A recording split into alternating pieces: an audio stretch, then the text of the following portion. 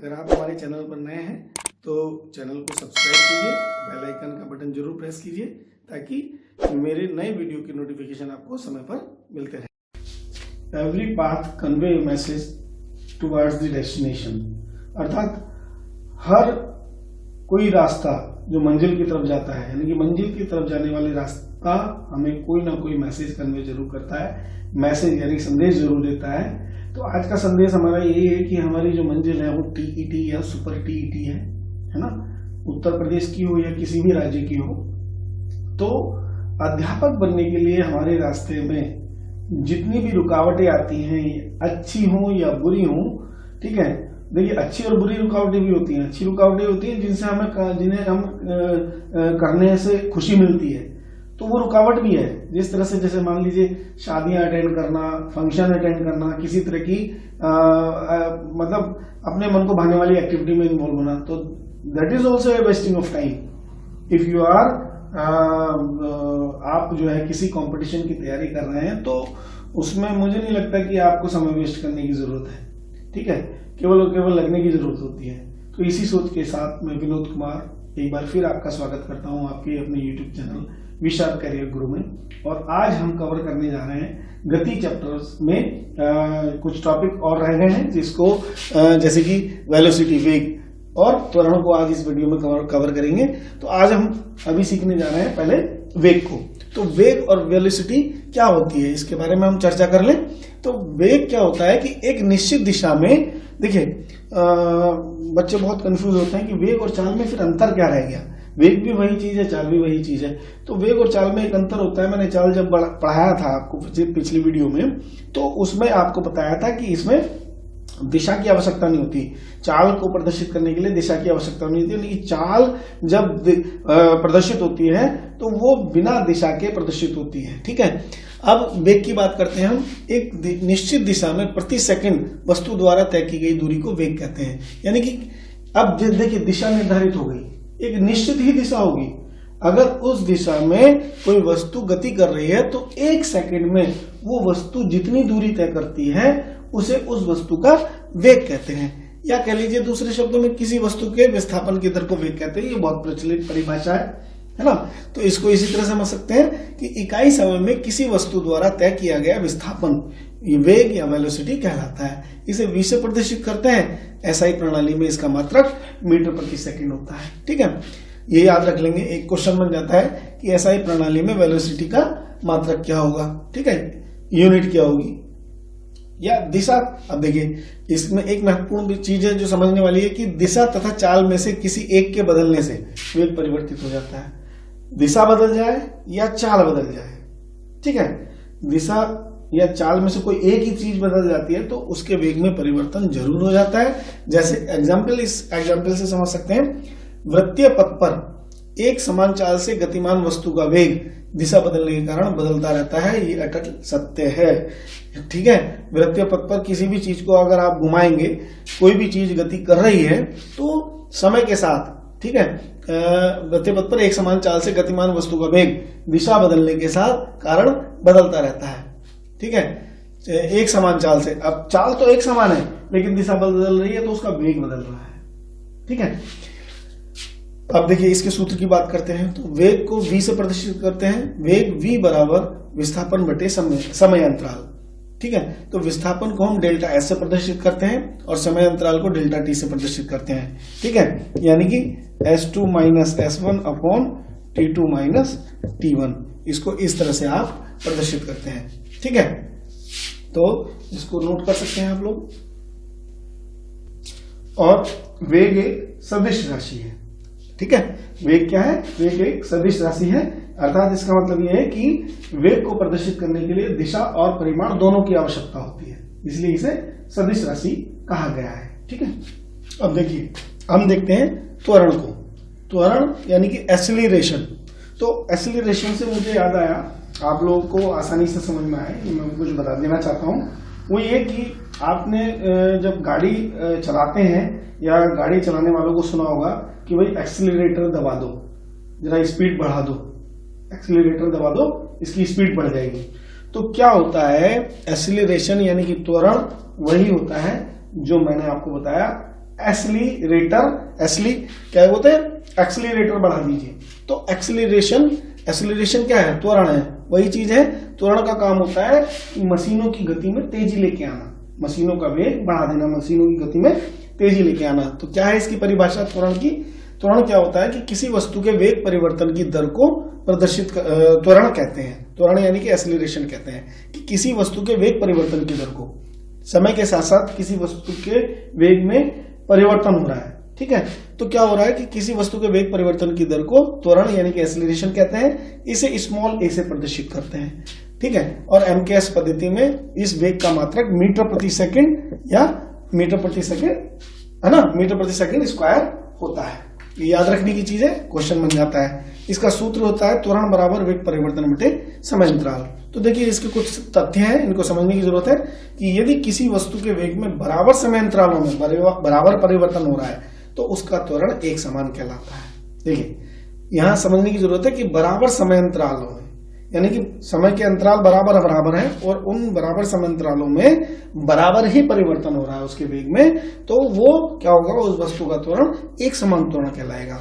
और यदि वस्तु के वेग का परिमाण समय के साथ बढ़ रहा है, वस्तु के वेग क्या है, वेग का परिमाण, ये बोला है कि वस्तु के वेग का परिमाण यानी कि वेग का मान जो है समय के साथ साथ अगर बढ़ रहा है, तेज हो रहा है, ज्यादा, अभी कुछ और था उससे ज्यादा तेज हो रहा है, फिर उससे ज्यादा तेज हो रहा है, तब क्या हो जाएगा, इसके बढ़ रहा है तो उसका त्वरण धनात्मक कहलाता है, पॉजिटिव कहलाता है ना, है ना।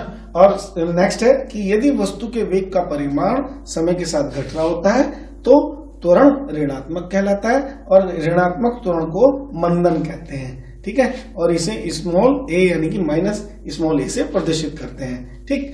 तो अभी मैंने जैसे बताया था कि मशीनों की गति में तेजी लाने का काम त्वरण का होता है। त्वरण का मतलब मशीनों की गति में तेजी लाने का काम त्वरण करता है, ठीक है। त्वरण का कार्य क्या है, मशीनों की गति में तेजी लाना, ठीक है। तो मशीनों की गति में तेजी लाना त्वरण का कार्य होता है। अब त्वरण की दिशा वेग परिवर्तन की दिशा ही होती है। त्वरण किस दिशा में होगा, त्वरण होगा जिस दिशा में वस्तु वेग कर रही है, तो वेग की दिशा में ही त्वरण की दिशा होती है, ठीक है। तो ये था त्वरण टॉपिक। अब हम सीखते हैं इसके न्यूमेरिकल, ठीक। तो देखिए यदि किसी वस्तु का त्वरण a t1 समय पर u1 व t2 समय पर u2 हो तो त्वरण a कितना हो जाएगा, u2 minus u1 upon t2 minus t1। यानी कि त्वरण के सूत्र से त्वरण क्या होता है, वेग परिवर्तन बटे समय अंतराल, तो वेग में परिवर्तन हो रहा है, ठीक है।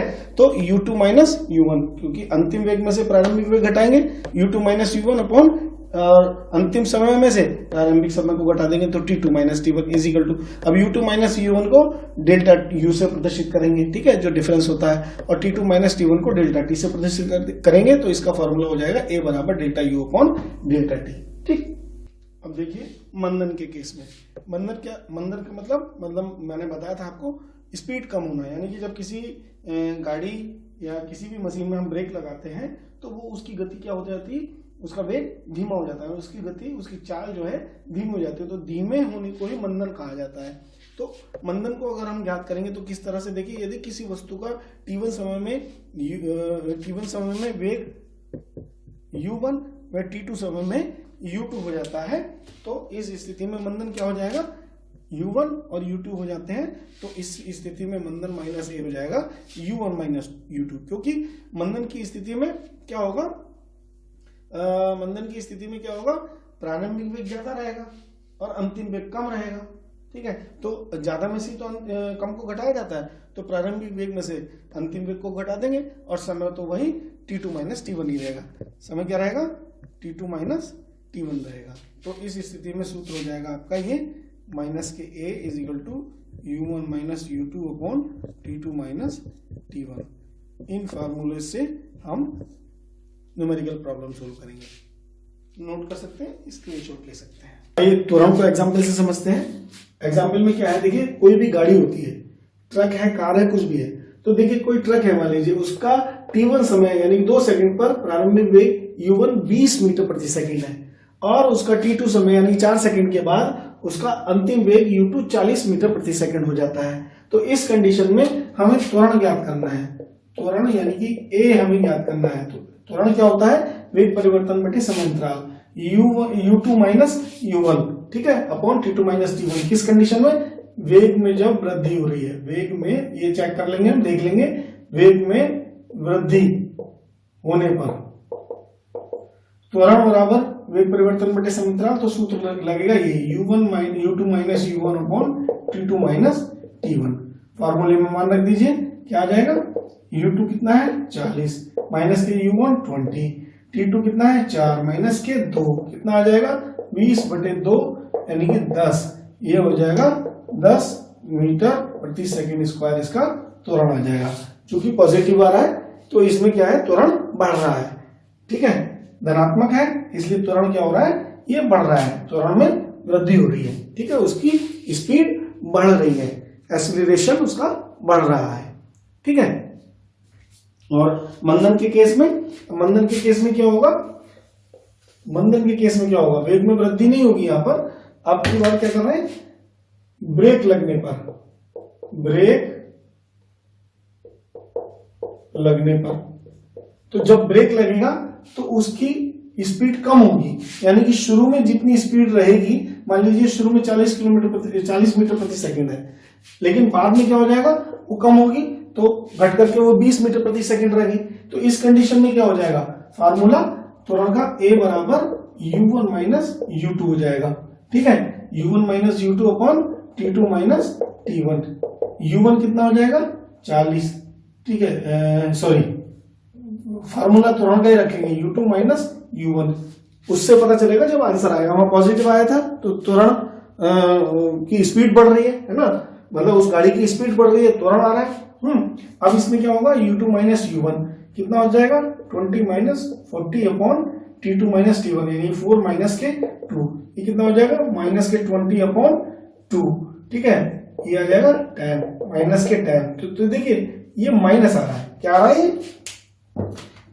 है, ये माइनस। इसका मतलब त्वरण जब माइनस आता है तो क्या होता है, यहाँ पर उसमें मंदन हो जाएगा, यानी कि गाड़ी में ब्रेक लग रहे हैं। तो इस बात को आपको समझ में आया, फार्मूला वही लगेगा, ठीक है। अगर मंदन की बात दे रखी है, मंदन अगर हम दे रखा है तो फार्मूले में सूत्र वो वाला लगेगा u1 माइनस u2 का, मंदन दिए जाने की स्थिति में। क्योंकि मंदन प्राप्त करना है तो कैसे प्राप्त करेंगे, फार्मूला वही त्वरण का ही लगाएंगे, ठीक है। त्वरण का फार्मूला लगाने पर जो डिजिट से जो है आंसर में निगेटिविटी आ जाती है, क्योंकि पहले क्या होगा, u1 प्रारंभिक वेग हमेशा ज्यादा रहेगा ब्रेक लगने की स्थिति में, अंतिम वेग कम हो जाएगा ब्रेक लगने की स्थिति में। तो इस कंडीशन में त्वरण का फार्मूला ये लगाएंगे, लेकिन उसमें जब सॉल्यूशन आएगा वो नेगेटिव आएगा। नेगेटिव जब आएगा तो इससे पता चल जाएगा कि उस वस्तु में मंदन हो रहा है, यानी कि ब्रेक लग रहा है, उसका एक्सीलरेशन कम हो रहा है, इसलिए उसमें मंदन हुआ, ठीक है, समझ में आया।